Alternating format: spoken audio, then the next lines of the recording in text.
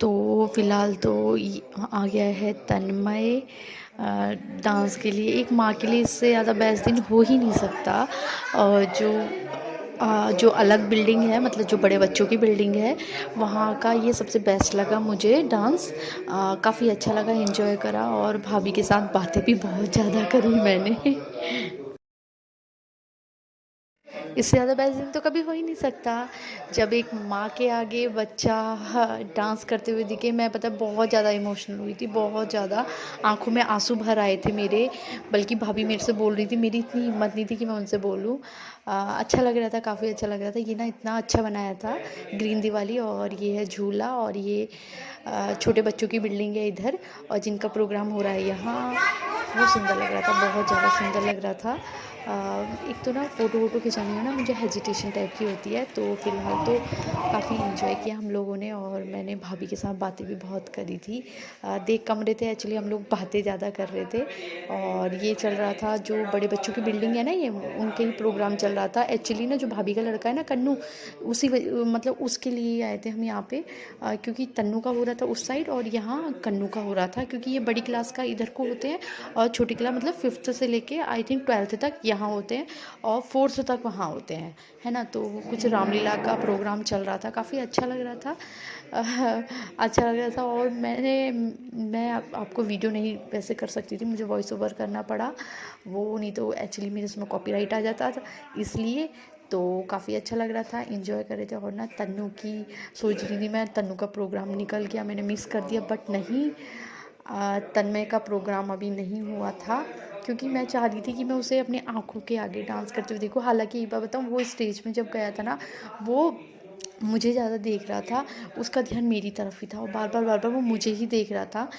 और य अब देखो, बच्चे को अगर हम कहीं और देखते हैं ना, मतलब कहीं और, मतलब हमसे दूर, तो हम ये सोचते हैं, हाय हमारा बच्चा कितना पतला हो रहा है, कितना पतला। एक तो ना पता है, तन्नू खाता भी नहीं है। वो पता है बहुत ज़्यादा, अगर खाना खाता भी है ना, बहुत ज़्यादा चिक चिक चिक चिक करके, उसके आगे मुझे मतलब रोते रोते उसके आगे मुझे कितनी बातें बोलनी पड़ती है, तब जाके वो खाना खाता है। क्योंकि एक तो उसकी लंबाई भी बढ़ रही है, और खाना भी कम कर दिया है उसने। तो वो जाते जाते भी मुझे देख रहा था। मैंने कहा ठीक है, मैं यहीं पे हूँ। मैंने कहा तुम जाओ अब, इंजॉय करो अपने डांस को। आई होप आपको भी वीडियो पसंद आ रहा हो, और प्लीज़ लाइक करना ज़्यादा से ज़्यादा लोग, और आप लोग सब इंजॉय करिए।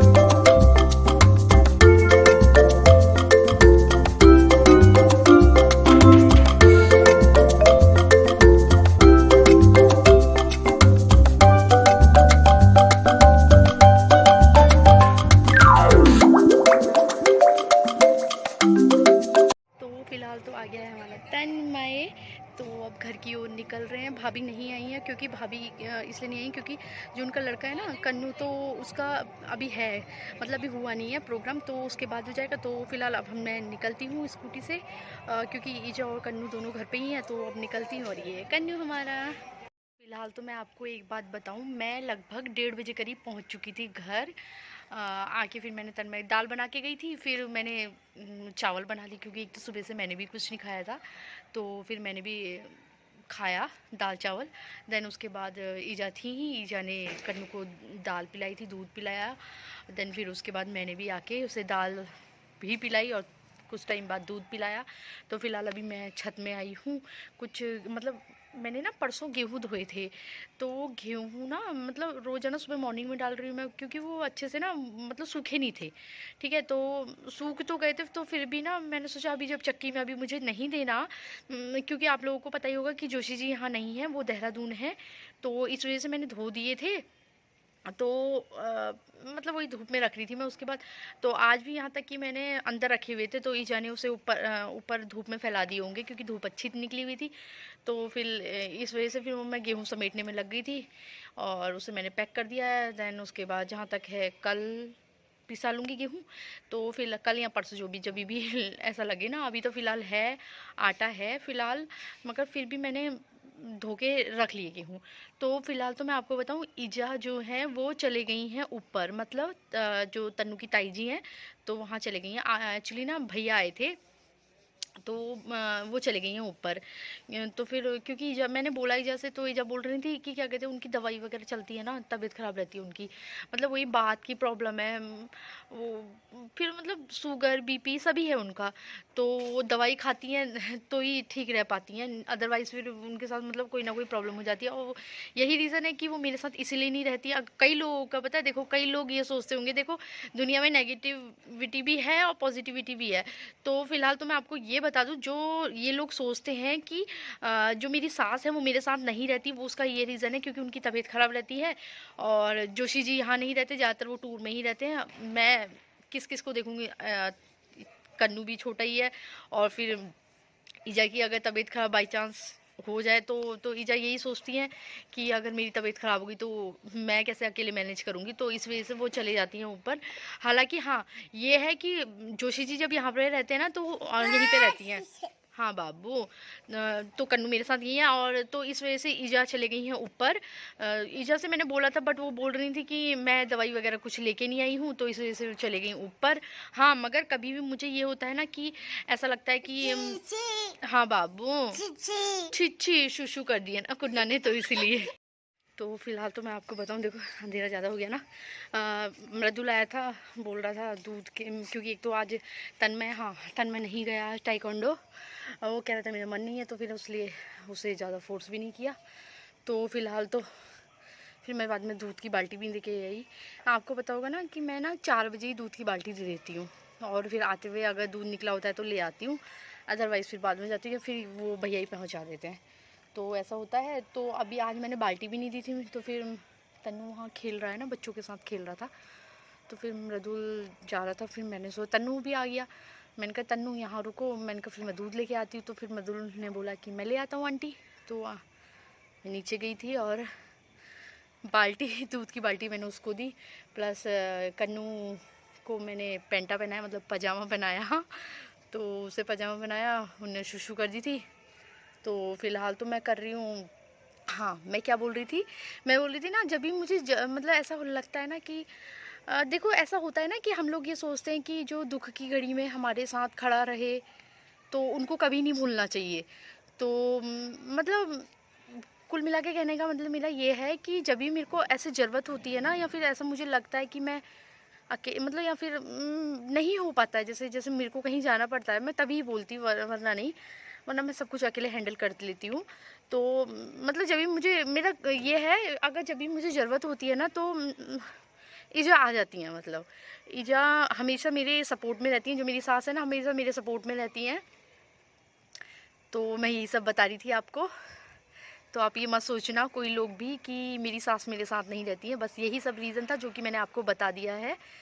तो अब नेगेटिव कमेंट करने वाले तो वो कमेंट करेंगे ही नेगेटिव, और सोचने वाले, गलत सोचने वाले वो गलत ही सोचेंगे, उसको हम नहीं, सोच को हम नहीं बदल सकते।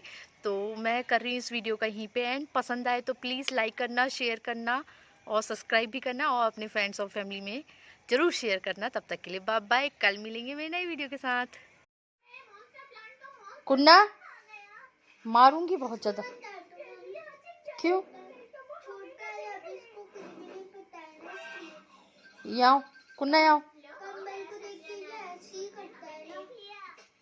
आओ कुन्ना, क्यों? मैं मारती हूँ इसको अभी। ये